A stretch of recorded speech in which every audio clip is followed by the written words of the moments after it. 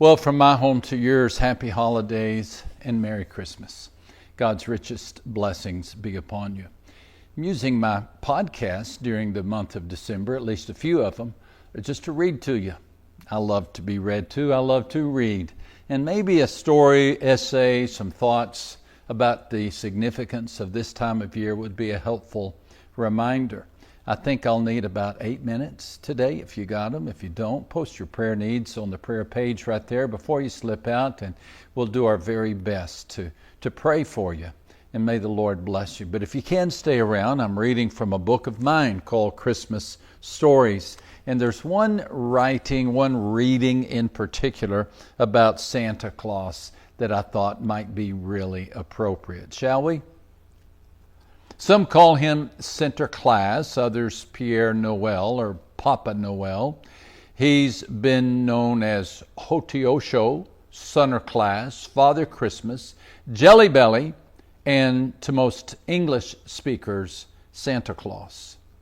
His original name was Nicholas, which means victorious. He was born in AD 280 in what is now Turkey.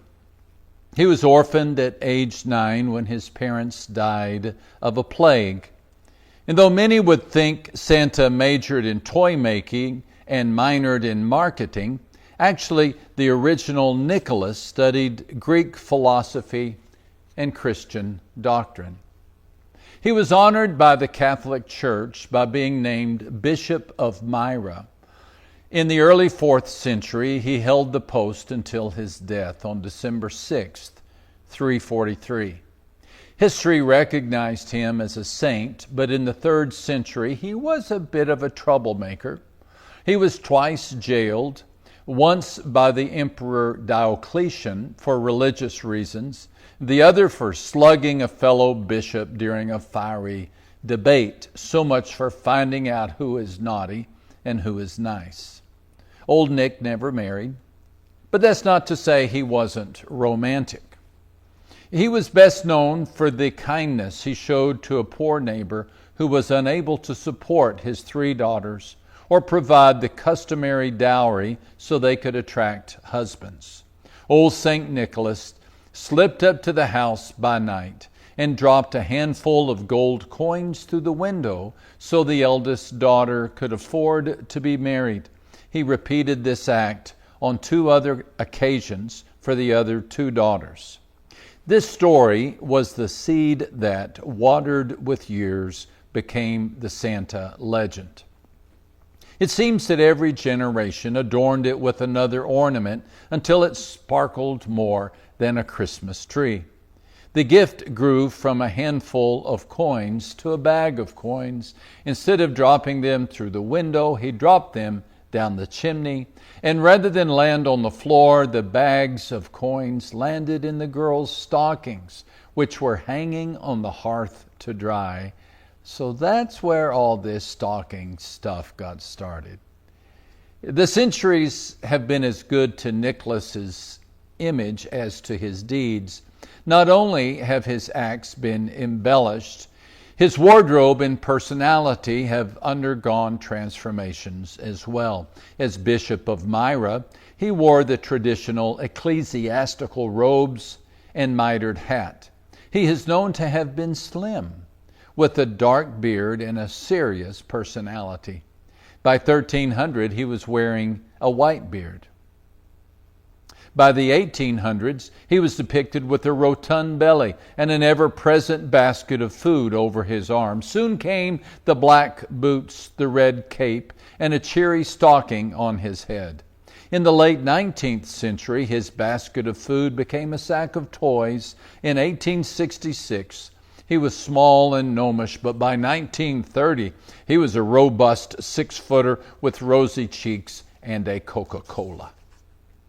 Santa reflects the desires of people all over the world.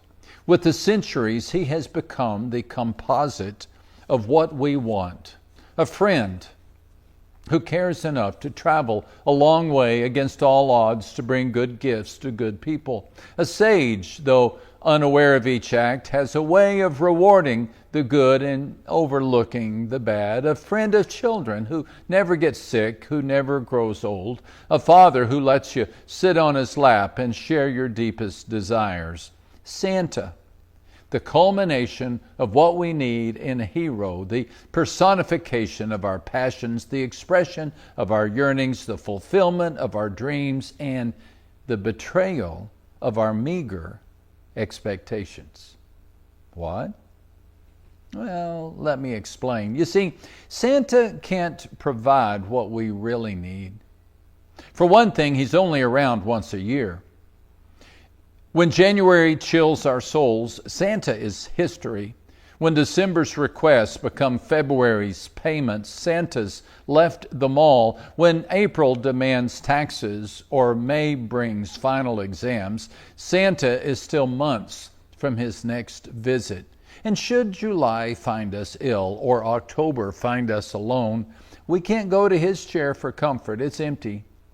He only comes once a year, and when he comes, though he gives much, he doesn't take much away. He doesn't take away the riddle of the grave, the burden of mistakes, or the anxiety of demands. He's kind and quick and cute, but when it comes to healing hurts, don't go to Santa. Now, I don't mean to be a Scrooge. I'm not wanting to slam the jolly old fellow. I'm just pointing out that we people are timid when it comes to designing legends. You'd think we could do better.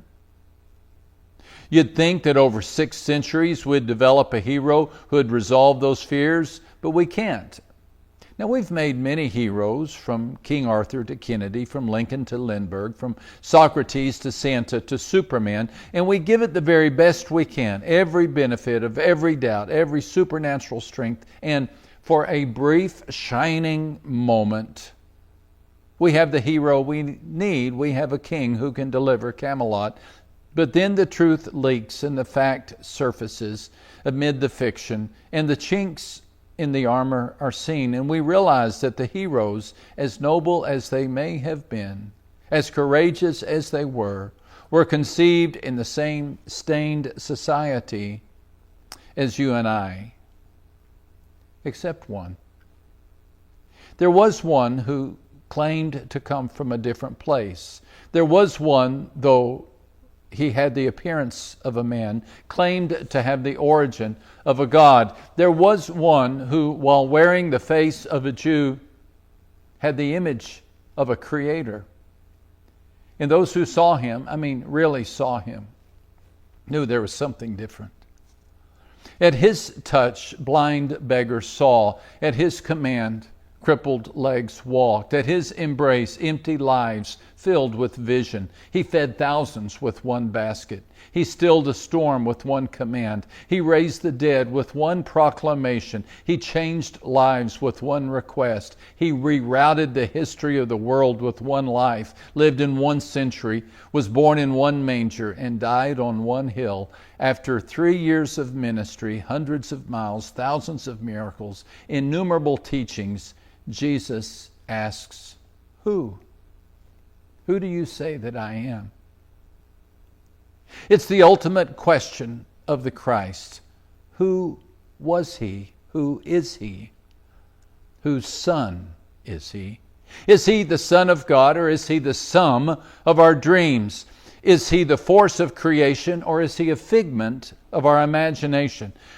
When we ask that question of Santa, the answer is the culmination of our desires, a depiction of our fondest dreams, but not so about Jesus. For no one could ever dream a person as incredible as he. The idea that a virgin would be selected by God to bear himself. The notion that God would don a scalp and toes and 2 eyes. The thought that the king of the universe would sneeze and burp and get bit by mosquitoes is too incredible. It's too revolutionary. We would never create such a Savior. We aren't that daring. When we create a Redeemer, we keep him safely distant in a faraway castle.